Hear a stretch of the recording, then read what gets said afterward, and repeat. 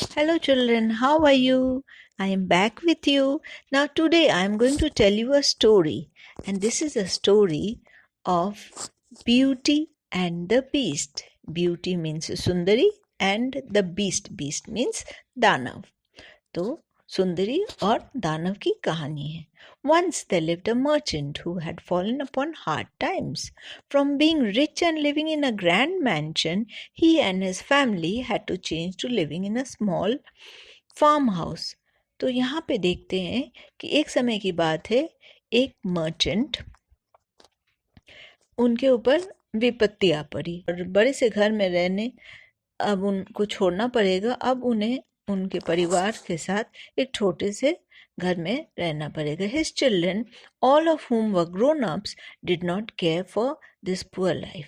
तो सभी बच्चे बड़े हो गए थे और उन्हें ये गरीबी की जिंदगी पसंद नहीं थी. The sons left to seek their fortunes by serving in the army. जो लड़के थे वो आर्मी में चले गए और जो लड़कियां थी they left at home. Grumbling and squabbling, तो घर पे वो लड़कियां बच गई थी और वो हर समय बड़बड़ा रही थी और शिकायत कर रही थी. Only the youngest daughter beauty kept her sweet nature. जो सबसे छोटी लड़की थी वो अपने स्वभाव को बनाए हुए रखी थी. She comforted her father in his distress and worked on the farm without complaining. बिना शिकायत किए हुए अपने पिता का साथ देती थी. One day the merchant set off on a journey. Before he left, he said to his 3 daughters, "If I am fortunate enough to earn some money, what would you like me to bring back as present?" एक दिन ये merchant वो एक यात्रा पे निकले और जाने से पहले उन्होंने अपनी तीनों बेटियों को बुलाया और पूछा कि जब मैं वापस आऊँगा तो तुम्हारे लिए मैं कौन सा उपहार लाऊंगा. The 2 elder girls asked for necklaces and fine jewels, but Beauty said, "Father, you cannot spare money for expensive presents, but I should so like a white rose to remind me of the old days when we had beautiful gardens." तो दोनों बड़ी लड़कियां थी, उन लोगों ने जेवरात मांगे और कीमती पत्थर मांगे, लेकिन छोटी ब्यूटी जो थी उसने केवल कहा पिताजी से कि मेरे लिए एक सफ़ेद गुलाब ले आइएगा जो हमें हमारे पुराने गार्डन्स बाग को याद रखे. If you see a white rose please bring that back to me. वो मेरे लिए ले आइएगा सफ़ेद गुलाब. The merchant went on his way and was gone for several days. He did little business and was riding sadly homewards when he realized that he had misjudged the distance. जो merchant थे वो कई दिनों से बाहर रहे तो ज़्यादा व्यापार नहीं कर पाए थे और दुखी होकर के वो घर की ओर वापस आ रहे थे और उन्हें एहसास हुआ कि ये रास्ता बहुत छोटा नहीं है. शाम का वक्त था and snow was falling and he was still many miles from home. बर्फ गिर रही थी और काफ़ी मील वो घर से दूर थे. Worst of all the merchant seem to have wandered into a part of the forest which he did not know. और सबसे बुरी बात ये थी कि वो अपनी राह भटक गए थे और ऐसी जगह जंगल में पहुंच गए थे जहाँ पे वो अनजान थे उस जगह से. Desperately he looked around fearing that he might perish with coldness in the bleak woods when to his joy he saw lights ahead of him. तो वो परेशान हो रहे थे कि ठंड की वजह से वो पता नहीं कहाँ खो जाएंगे, लेकिन उन्हें खुशी हुई उस समय जब सामने रोशनी नजर आई. Urging his tired horse forward, the merchant found himself approaching a fine mansion set on a hill and surrounded by high stone walls. तो अपने घोड़े को आगे उन्होंने बढ़ाया और तब उन्होंने देखा कि वो एक बड़े से मैंशन की ओर बड़े से आलीशान घर की ओर पहुंच रहे थे जो कि पहाड़ियों के बीच में था. और इस बड़ी से घर के चारों ओर पत्थर के दीवार थे. Huge wrought iron gates stood upon A long driveway led towards the distant carved doorway of the great house. तो बड़ी सी एक लोहे की दरवाजा था और नक्काशी किए हुए दरवाजे में था. The strange thing was that once the merchant was within the walls, the air became warm and scented with summer flowers. एक घर के अंदर आ गए तो The strange things that was once the merchant was within the walls. एक बहुत विचित्र ही बात थी कि जब वो इस बड़े से आलीशान घर के अंदर आ गए तो जो वहाँ की वातावरण था वहाँ पे एक खुशनुमा अजीब खुशबू थी जो कि गर्मियों के फूलों की थी. नो स्नो ले ऑन द ग्राउंड और जमीन पे कहीं भी बर्फ नहीं था. नो कोल्ड विंड्स ब्ल्यू और ठंडी हवाएं नहीं चल रही थी. However the merchant was too tired to think properly about these things. लेकिन वो मर्चेंट जो था व्यापारी वो बहुत ही थका हुआ था इन सब चीज़ों के बारे में सोचने के लिए. ही tied his horse in the stables and climbed to the steps to the mansion door and knocked. तो अपने घोड़े को वहाँ पे उन्होंने बांध दिया और बांध के वो सीढ़ियाँ चढ़ करके दरवाजे पे उन्होंने दस्तखत दी. No one replied. He shouted. No one came. Pushing at the door the merchant found that it was unlocked.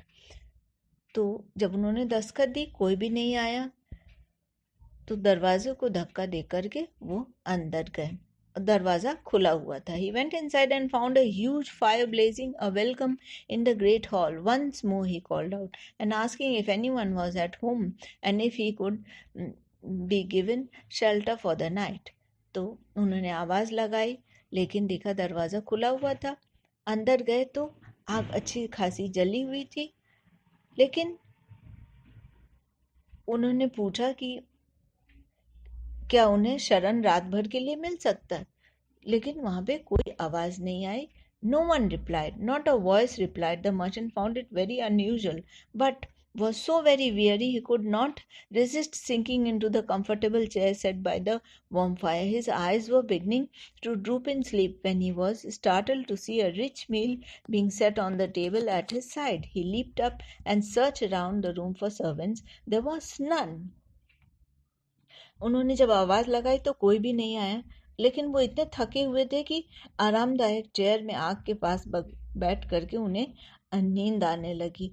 लेकिन उन्हें बहुत आश्चर्य हुआ जब देखा कि बगल में टेबल पे एक बहुत ही स्वादिष्ट खाना परोसा जा रहा था. इधर उधर उन्होंने देखा नौकरों के लिए लेकिन कहीं कोई दिखाई नहीं दिया. Well he thought the meal must have been set out for मी.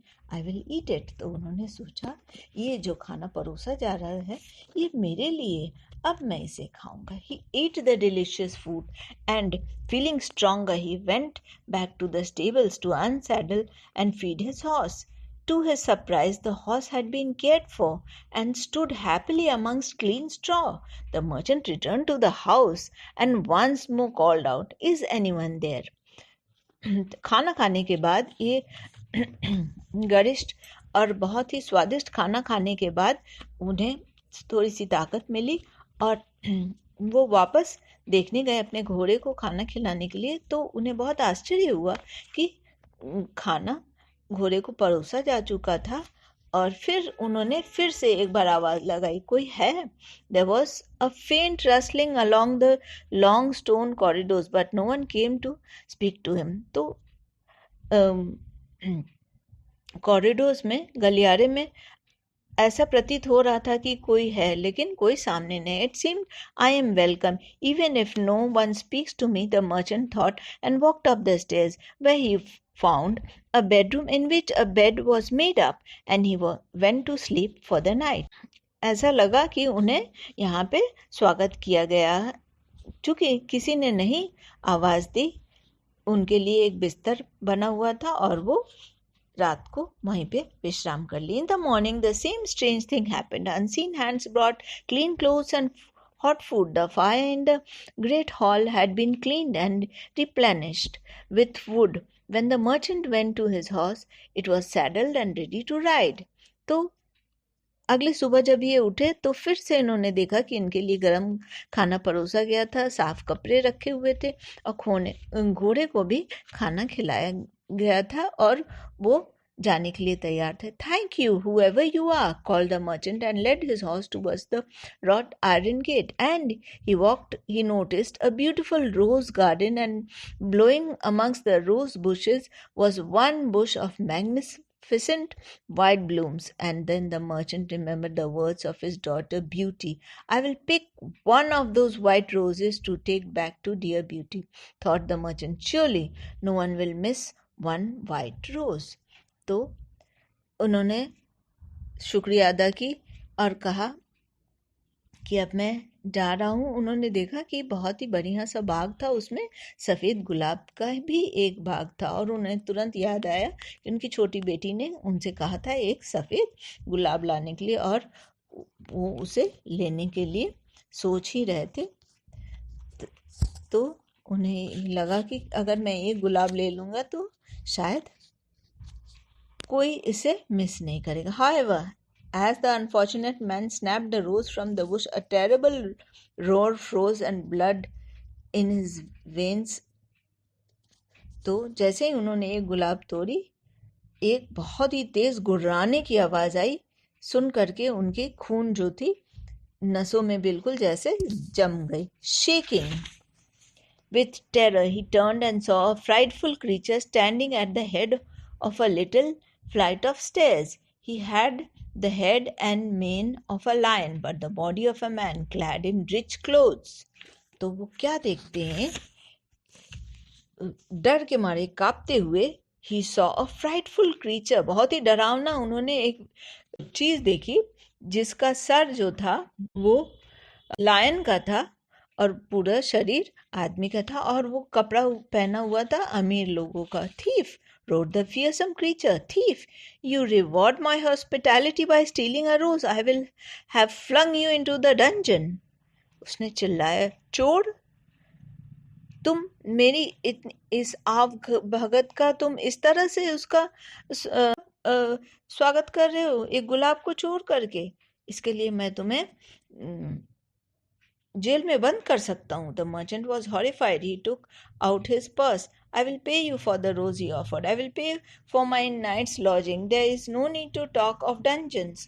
तो डर के मारे इस व्यापारी ने कहा कि मुझे माफ़ कर दो, मैं इस गुलाब के लिए पैसा देने के लिए तैयार हूँ, और रात भर जो हमने शरण ली है उसके लिए भी पैसा देने के लिए तैयार हूँ. However, it took much argument to pacify the weird creature. At last the terrible beast said it would let the merchant go on condition that he came back in the month's time with the first creature which ran to greet him when he arrived home. तो इस व्यक्ति ने कहा कि अगर आप वादा करें कि जो पहला चीज आपसे मिलने के लिए आए आप उसे मुझे 1 महीने के अंदर ले करके आएंगे, तो मैं तैयार हूं कि मैं आपको जाने दूं.